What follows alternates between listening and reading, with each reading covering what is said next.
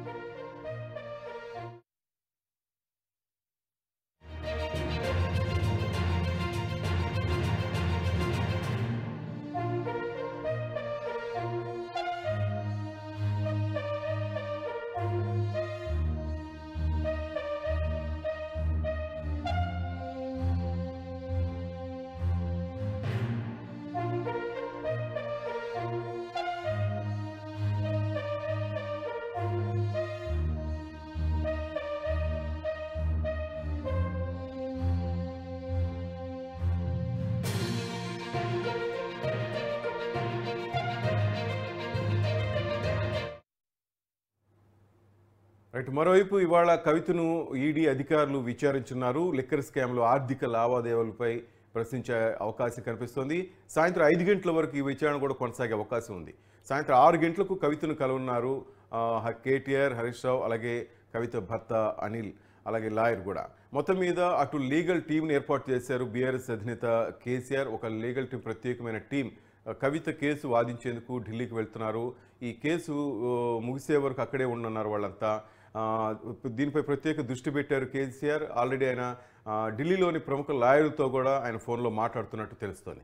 అయితే మొత్తం మీద ఇవాళ సాయంత్రం 5 గంటల వరకు కవితను ఈడీ విచారించింది. దీనికి సంబంధించి మన అప్డేట్స్ మా క్రైమ్ బ్యూరో చీఫ్ కృష్ణ తెలుసుకుందాం. గుడ్ మార్నింగ్ కృష్ణ, ఏంటి అప్డేట్స్ కవిత కేసుకు సంబంధించి? మార్నింగ్ ఒల్లేటి శ్రీనివాస్, ఏదైతే ఈ లిక్కర్ స్కామ్ కేసు వ్యవహారానికి సంబంధించి కవితని ఈ రౌస్ కోర్టు 7 రోజుల పాటు ఈడీ కస్టడీకి ఇస్తూ ఆదేశాలు జారీ చేసింది. సో ఈ రోజు నుంచి 7 రోజుల పాటు ఉదయం 9:30 గంటల నుంచి సాయంత్రం 5 గంటల వరకు కవితని విచారణ చేపడతారు. అయితే ఈ విచారణ జరుగుతున్న సమయంలో ఆమెకి 24 గంటల పాటు వైద్యం అందుబాటులో ఉండాలి. అంతేకాకుండా ఆమె పట్ల దురుసుగా ప్రవర్తించరాదు. అలా అవసరమైతే ఆమె న్యాయవాది సమక్షంలోనే విచారణ చేపట్టాలంటూ కొన్ని ఆదేశాలు జారీ చేశారు. ఇక తన కుటుంబ సభ్యులను కలిసేందుకు కొంత తనకు సమయం ఇవ్వాలని చెప్పేసి కవిత కోర్టులో ఒక పిటిషన్ దాఖలు చేసింది. దీనికి కోర్టు అనుమతించింది. ప్రతిరోజు సాయంత్రం 6 గంటల నుంచి 7 గంటల వరకు ఆ కవిత బంధువులు కానీ కుటుంబ సభ్యులు కానీ ఆమెను ఈడీ కార్యాలయంలో కలిసే అవకాశం ఇస్తూ కోర్టు ఆదేశాలు జారీ చేసింది. ఆ తర్వాత తిరిగి 23వ తేదీన కవితకి పూర్తి స్థాయిలో మెడికల్ పరీక్ష నిర్వహించిన తర్వాత కోర్టుకు తీసుకురావాలని చెప్తుంది. ఈ కేసులో ఇటు కవితతో పాటు కవిత భర్త అనిల్, ఆమె పిఆర్ఓ రాజేష్ తో పాటు 3 అసిస్టెంట్ల ఫోన్లను సీజ్ చేసిన ఈడీ అధికారులు సోమవారం నాడు విచారణకు హాజరు కావాలని కూడా ఆదేశాలు జారీ చేశారు. ఇక ఈ కేసు వ్యవహారానికి సంబంధించి కోర్టు ఏదైతే అనుమతించిందో కవితని ఈరోజు సాయంత్రం అటు కేటీఆర్, హరీష్ రావు, భర్త అనిల్తో పాటు ఆమె బంధువులు కలిసేందుకు కొద్ది నిమిషాల కిందట శంషాబాద్ ఎయిర్పోర్ట్ నుంచి వారు ఢిల్లీకి పయనమైనారు. మరో పక్కన కేసీఆర్ కూడా ప్రత్యేకమైన న్యాయ నిపుణులను కూడా రంగంలోకి దింపారు. ఈ కేసులో ఏదైతే సుప్రీంకోర్టు గైడ్ లైన్స్ ని ఈడీ అధికారులు ఫాలో చేయలేదు, దానిపైన కోర్టులో పిటిషన్ వేసేందుకు, అలాగే కవిత కస్టడీ వ్యవహారంలో ఆమెని కావాలని నిందితురాలుగా పరిగణనలోకి తీసుకొని ఆమెను ఇబ్బందుల పాలు చేసే ప్రయత్నాలు జరుగుతున్నాయి. దీని వెనకాల రాజకీయ కుట్ర కూడా దాగున్న నేపథ్యంలో ఒక ఎక్స్పర్ట్స్ అంటే నిపుణులతోటి ఆయన భేటీ కావడమే కాకుండా ఇప్పటికే ఢిల్లీ కూడా వారంతా కూడా బయలుదేరారు. అవసరమైతే అత్యవసర హౌస్ మోషన్ పిటిషన్ ని కూడా దాఖలు చేసే అవకాశాలు కూడా కనిపిస్తున్నాయి. అంతేకాకుండా ఈ కేసులో ఇప్పటికే ఎవరైతే అరెస్ట్ అయ్యి అక్టోబర్ గా మారి బెయిల్ మీద బయటకు వెళ్లారో వారందరినీ కూడా విచారణకు రావాల్సిందిగా ఎన్ఫోర్స్మెంట్ డైరెక్టరేట్ అధికారులు ఆదేశాలు జారీ చేశారు. కవిత ముందే ఆమె సమక్షంలో ఫేస్ టు ఫేస్ గా వీరిని విచారణ చేపట్టి స్టేట్మెంట్ రికార్డ్ చేసేందుకు కూడా ఈడీ అధికారులు అన్ని ఏర్పాట్లు చేశారు. ఇప్పటికే కవిత విచారణ అనేది కూడా ఈ జాయింట్ డైరెక్టర్ నేతృత్వంలో విచారణ అనేది ప్రారంభం కావడం జరిగింది. కృష్ణ, నిన్న మనం అనుకున్నాం అటు కేజ్రీవాల్కు నిన్న బెయిల్ వచ్చింది, ఈ నేపథ్యంలో కవితకు కూడా రావచ్చేమో అనుకున్నాం. కానీ 7 రోజులు కస్టడీ కోర్టు ఈడీ అడగటం, దాన్ని కోర్టు అంగీకరించడం ఇవన్నీ చూస్తుంటే ఉచ్చు బిగుస్తున్నట్టేనా? శ్రీనివాస్, ఇక్కడ ఏదైతే ఈ మద్యం పాలసీ కుంభకోణ వ్యవహారంలో సౌత్ ఇండియా గ్రూప్ ఏదైతే ఉంటుందో దాంట్లో కవిత కీ రోల్ గా వ్యవహరించింది. దాదాపు ఆమ్ ఆద్మీ పార్టీకి 100 కోట్ల రూపాయల ఫండింగ్ ఇచ్చింది అని చెప్పేసి దానికి సంబంధించిన ఆధారాలు కొన్ని సేకరించారు. అంటే 100 కోట్ల రూపాయలు ఒక పార్టీకి ఫండింగ్ ఇచ్చిందంటే పెద్ద మొత్తంలోనే కోట్లాది రూపాయలు ఈమె అక్రమ సంపాదన అనేది ఉంది. అంతేకాకుండా కేజ్రీవాల్ వ్యవహారానికి సంబంధించి కూడా ఆయన పార్టీకి ఏదైతే 100 కోట్ల ఫండింగ్ జరిగిందో అది మొదట్లో తనకు తెలియదు. అసలు మద్యం పాలసీ ఏంటి అనే కోణంలో కేజ్రీవాల్ మాట్లాడారు. కాబట్టి ఆ పార్టీకి సంబంధించిన ఫండ్ ఎక్కడ ఉంది ఏంటి అనే విషయంలో కూడా కేజ్రీవాల్ ని విచారించే ప్రయత్నం చేశారు. దాదాపు 10 సార్లు కేజ్రీవాల్ కి నోటీస్ ఇచ్చినప్పటికీ కూడా ఆయన స్పందన ఇవ్వకపోవడం, కనీసం వివరణ కూడా ఇవ్వకపోవడంతో ఎప్పుడైతే కవితను అరెస్ట్ చేశారని తెలియడంతో ఖచ్చితంగా వెంటనే తనని టార్గెట్ చేసి తనను కూడా అరెస్ట్ చేస్తారని భయపడిన కేజ్రీవాల్ వెంటనే తన న్యాయ నిపుణులతో కలిసి ఆ రౌస్ కోర్టుకు వెళ్లి ఆ కోర్టులో బెయిల్ పిటిషన్ దాఖలు చేశారు. కోర్టు ముందస్తు బెయిల్ పిటిషన్ ఇవ్వడమే కాకుండా ఆయనకు కూడా కొన్ని సూచనలు చేస్తుంది. ఈడీ అధికారులు ఏదైనా విచారణకు పిలిచినప్పుడు వారికి సహకరించాలి, సాక్ష్యాలు తారుమారు చేసినట్టు సాక్ష్యాన్ని ఏదైతే ప్రభావితం చేసే విధంగా కానీ భయభ్రాంతులకు గురి చేస్తే ఖచ్చితంగా ఈ ఏదైతే ఈ ముందస్తు బెయిల్ ఇచ్చిందో అది రద్దు అయ్యే అవకాశాలు ఉంటాయని కూడా ఆదేశాలు జారీ చేయడం జరిగింది. Srinivas, thank you Krishna.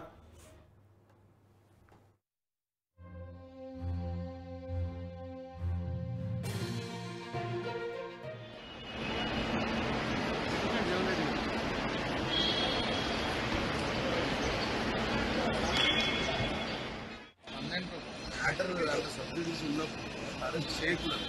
అప్పుడు ఒక ఆడ ఆమె ఎమ్మెల్సీ పట్టుకుని 6 గంటల తర్వాత సర్చ్ వారెంట్ అని చెప్పి సర్చ్ వారెంట్ వచ్చిన తర్వాత కూడా ముందే ఒక సర్చింగ్ అని తర్వాత అరెస్ట్ చేసుకొని తీసుకుంటారు. అన్యాయంగా అక్రమంగా గతంలో అందరికీ తెలిసి దేశంలో అన్ని రాష్ట్రాలు జరుగుతున్న పని. మోడీ వచ్చే ముందే ఈడీ వస్తాయని చెప్పి గతంలో కవిత గారు కూడా చెప్పారు.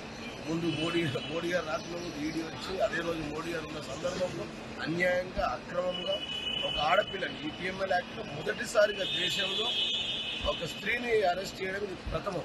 ఇది అన్యాయం, అక్రమం. దీన్ని ఖండిస్తా ఉన్నాం. సార్, మొన్ననే అరెస్ట్ చేయడం కారణం ఏమన్నా?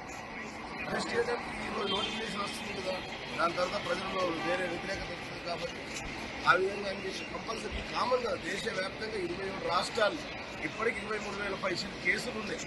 వాళ్ళ పార్టీలకు మరి బీజేపీ వాళ్ళు ఎవరు రారే ఈడీలకు. బీజేపీ పార్టీలకు సంబంధించిన ఏ ఒక్క వ్యక్తి లేదా 29 రాష్ట్రాలు ఎక్కడ కూడా లేదా. BJP ED 100 crores compulsory madam ఇచ్చారని చెప్పి వాళ్ళు పూర్తిగా అవాస్తవం, తప్పుడు. అసలు అక్కడ ఏం లేవు, ఇక్కడ నిరూపించబడలేదు.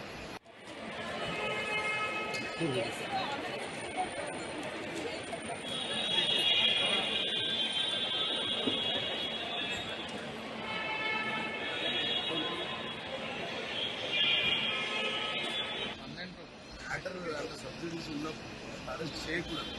అందులో ఒక ఆమె ఎమ్మెల్సీ పట్టుకుని 6 గంటల తర్వాత సర్చ్ వారెంట్ అయింది. సర్చ్ వారెంట్ ఇచ్చిన తర్వాత కూడా ముందే సర్చింగ్ అండి, తర్వాత అరెస్ట్ చేసుకొని తీసుకుంటారు. అన్యాయంగా, అక్రమంగా. గతంలో అందరికీ తెలిసి దేశంలో అన్ని రాష్ట్రాలు జరుగుతున్న పని. మోడీ వచ్చే ముందే ఈడీ వస్తాయని చెప్పి గతంలో పెద్ద గారు కూడా చెప్పారు.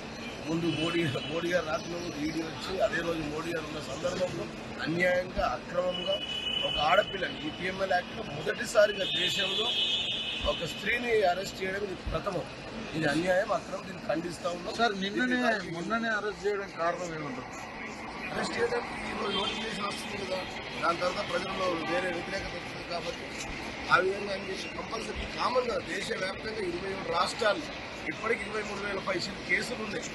వాళ్ళ పార్టీలో బొమ్మలు బీజేపీ వాళ్ళు ఎవరు రారే ఈడీలకు. బీజేపీ పార్టీలకు సంబంధించిన ఏ ఒక్క వ్యక్తి లేదా 29 రాష్ట్రాలు ఎక్కడ కూడా లేదా. BJP ED 100 crores compulsory madam ఇచ్చారని చెప్పి వాళ్ళు పూర్తిగా అవాస్తవం, తప్పుడు. అసలు అక్కడ ఏం లేవు, ఇక్కడ నిరూపించబడలేదు.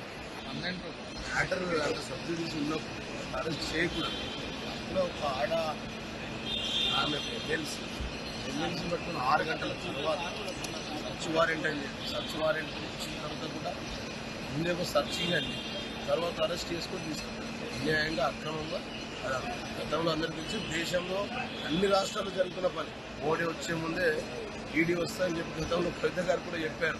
ముందు మోడీ గారు రాకముందు ఈడీ వచ్చి అదే రోజు మోడీ గారు ఉన్న సందర్భంలో అన్యాయంగా, అక్రమంగా ఒక ఆడపిల్లని ఈ పిఎంఎల్ యాక్ట్లో మొదటిసారిగా దేశంలో ఒక స్త్రీని అరెస్ట్ చేయడం ఇది ప్రథమం. ఇది అన్యాయం, అక్రమం. దీన్ని ఖండిస్తా ఉన్నాం. సార్ మొన్ననే అరెస్ట్ చేయడం కారణం ఏమంటారు? అరెస్ట్ చేయడానికి ఈరోజు నోటిఫికేషన్ వస్తుంది కదా, దాని తర్వాత ప్రజల్లో వేరే వ్యతిరేకత వస్తుంది కాబట్టి ఆ విధంగా ఏం చేసి కంపల్సరీ కామన్గా దేశవ్యాప్తంగా 27 రాష్ట్రాలు ఇప్పటికి 23,000 పైసలు కేసులు ఉన్నాయి.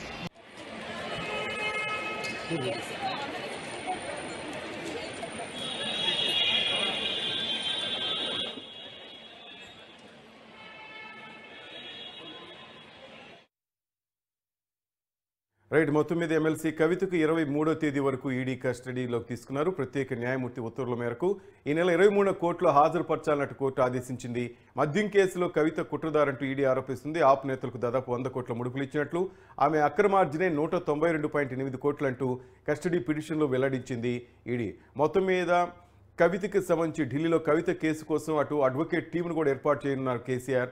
సోమ భరత్ ఆధ్వర్యంలో ప్రత్యేక లీగల్ సెల్ కూడా ఏర్పాటు చేశారు.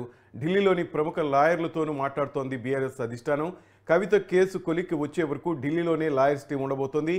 ఇవాళ కవితను కలవనున్నారు ఆమె భర్త అనిల్, అలాగే సోదరుడు కేటీఆర్, హరీష్ రావు. ప్రతిరోజు సాయంత్రం 6 గంటల నుంచి 7 గంటలకు మధ్య కవితను కలిసేందుకు అనుమతి ఇచ్చారు. కుటుంబ సభ్యులకు అవకాశం ఇచ్చింది కోర్టు. మొత్తం మీద కవితకి సంబంధించి ఇవాళ కవితను ఈడీ అధికారులు కూడా విచారించున్నారు. లిక్కర్ స్కామ్లో ఆర్థిక లావాదేవీలపై ప్రశ్నించనుంది ఈడీ.